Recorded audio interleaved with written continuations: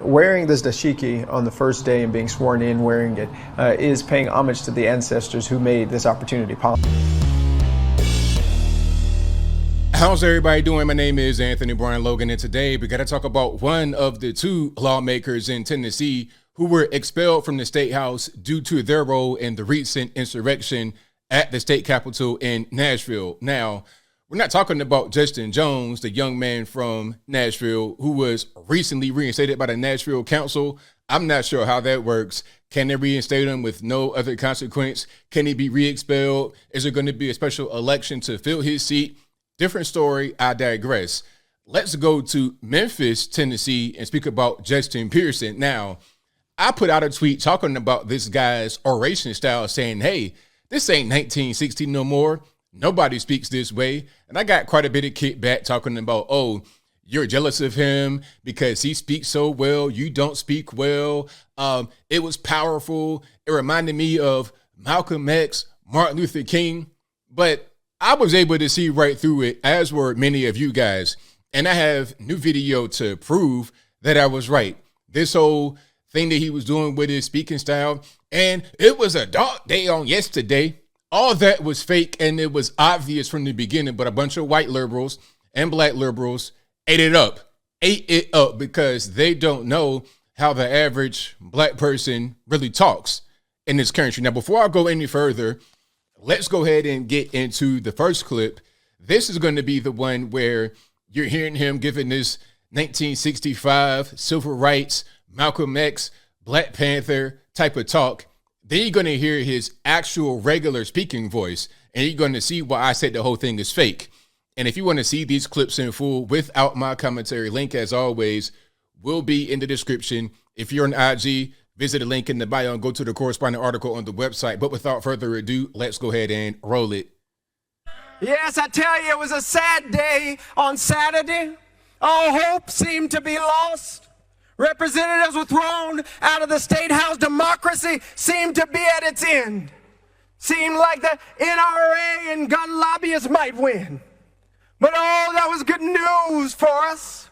Let's pause for a minute. Now, a little bit of context. This guy is 29 years old, born 1994. So he's 28 or 29. He's a young man. All right, let's just keep that in perspective, shall we? Let's keep on going. I don't know how long this Saturday in the state of Tennessee might last, but oh, we have good news, folks. We've got good news that Sunday always comes. Resurrection is a promise, and it is a prophecy.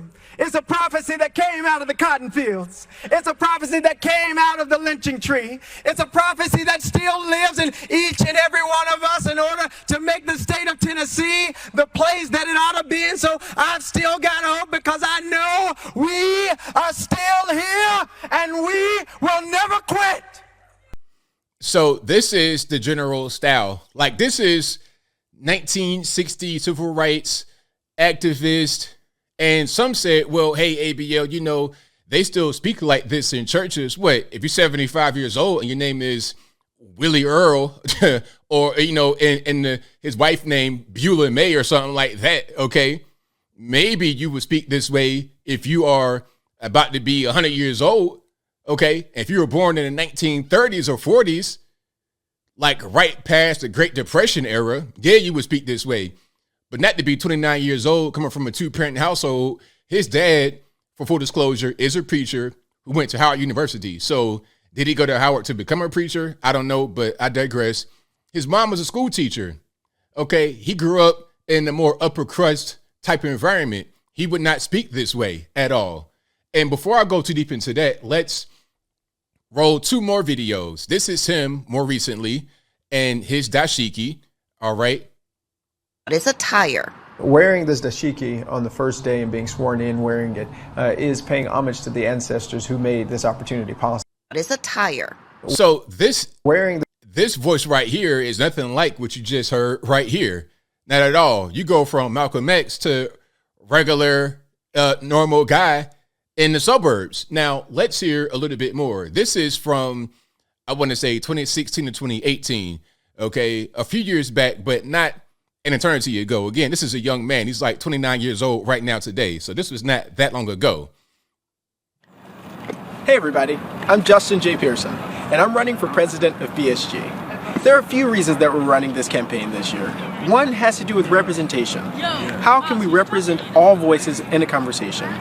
I wanted to do this by partnering with organizations from the Bowdoin Democrats to the Bowdoin Republicans. I want to bring together different voices, dissenting voices, voices that may be more liberal or more conservative, in order that we can reach a point of sort of the radical middle, where conversation and dialogue happens and growth happens. Right now, we have tensions on our campus that can only be resolved by understanding one another. And creating those forums and those spaces will be a part of the legacy I hope to lead as the BSG president.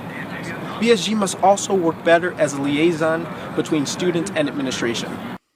You hear the voice now. Now, some are going to say, well, hey, man, just because you may speak one way when you're on the pulpit, giving a sermon or whatever, does not mean you're going to speak the same way when you're off of the pulpit, when you're not giving a sermon. Yes, but at the same time, no, it's not going to be that much of a difference. You see, when Malcolm X, Martin Luther King, when they would speak before a crowd, when they would give a speech before a large audience, their speaking voice when they're right there is not that much different than when they would talk regular. Listen to an MLK speech and then hear an interview. The words he's using are not going to be different.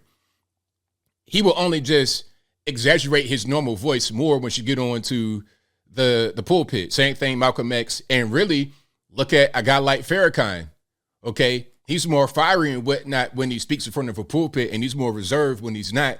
But at the same time, it's the same person. You're not going to hear two separate individuals when you're talking about speaking in front of a crowd and just speaking normally in everyday conversation, or what he's doing right here, speaking in front of a camera when it's just him and no crowd. It's not going to be two different people. You're not going to be, and today, on yesterday, you're not going to do all that and then be like, hey, I'm Justin Pearson. That's not, those two things don't match. So either this is fake or the 1975, the 1965, 80-year-old black preacher stuff is fake. And I'm willing to bet that the old black man stuff is fake because he's 29 years old, two-parent household, your mom's a school teacher, your dad's a preacher. He might talk like that maybe if he is 1,000 years old, but you're not going to speak that way.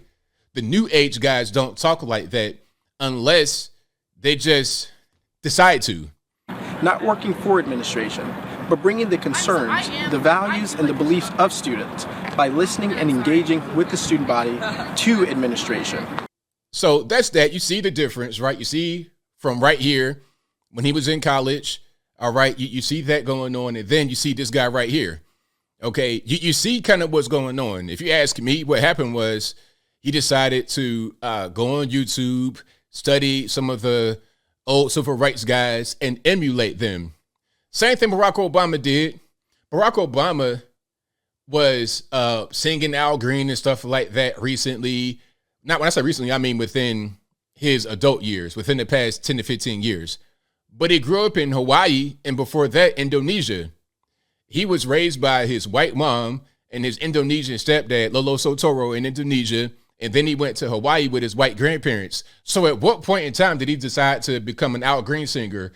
Or did he decide to come with this kind of black accent, with this inner city urban accent? How did you get that accent when you didn't come to the continental United States until you got to be a full-grown adult male? Like, make that make sense. It's all fake. It's all phony. People like me, I'm going to come back so you can see me clearly. People like me and many others that actually have interactions with black people that grew up in the community, we know fake right away. As soon as I saw him speak, I'm like, man, that's fake. That ain't real. Okay. Again, if I saw an 80-year-old man speak like this, I'd be like, all right, that makes sense. But 29 years old, two-parent household, more affluent upper crust, come on, man, you don't talk like that. The way you spoke in that interview or that video in college, that's you. This right here is not you. It's you studying other people to become, I guess, quote unquote, more effective. And what I mean by that is you're able to grab the ears of white liberals and black folks that did not grow up in the community who don't know any better. But I think I'll leave that right there for now. And what say you? How do you feel about this whole thing with Justin Pearson? Do you think that he's being fake just for the cameras, just to get his name out there politically? Or is he just being real? Is he really an 80-year-old black preacher in his soul? When you saw the earlier video when he wasn't like that, whatever your thoughts are, let me know in the comments below. You guys know where I stand. I saw right through that right away, instantly. I'm no hater. I'm not trying to do nothing. I'm just, I see things that don't make any sense, things that are fake, and it's clear what's going on. You can't just pull the wool over my eyes so easily, Mr. Pearson. But whatever your thoughts are, please let me know in the comments below. And that's all I got to say for this video. If you like what you heard, please comment, rate, share, and subscribe. Peace.